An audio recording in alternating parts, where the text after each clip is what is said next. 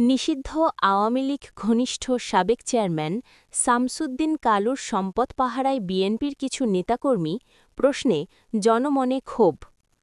কুমিল্লার নাঙ্গলকোট উপজেলার সাবেক চেয়ারম্যান শামসুদ্দিন কালুকে ঘিরে নতুন করে বিতর্ক ও জনমনে প্রশ্ন দেখা দিয়েছে।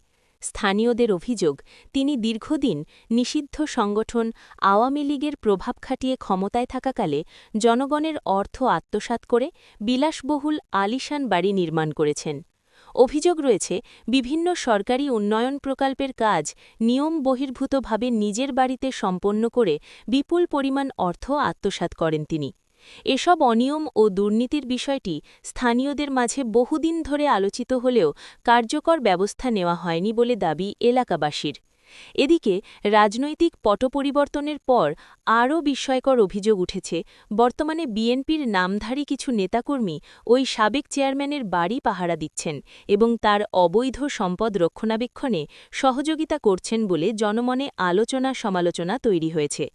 স্থানীয় সচেতন মহল প্রশ্ন তুলছেন, যে ব্যক্তি দীর্ঘদিন আওয়ামী লীগের প্রভাব ব্যবহার করে অনিয়ম দুর্নীতির অভিযোগে অভিযুক্ত, তার সম্পদ কিভাবে এখন ভিন্ন রাজনৈতিক পরিচয়ে থাকা ব্যক্তিদের নিরাপত্তা পাচ্ছে। এ বিষয়ে সংশ্লিষ্ট প্রশাসনের নজরদারি ও প্রয়োজনীয় তদন্তের দাবি জানিয়েছেন স্থানীয়রা। তারা অবৈধ সম্পদের উৎস খতিয়ে দেখে যথাযথ আইনি ব্যবস্থা গ্রহণের আহ্বান জানিয়েছেন।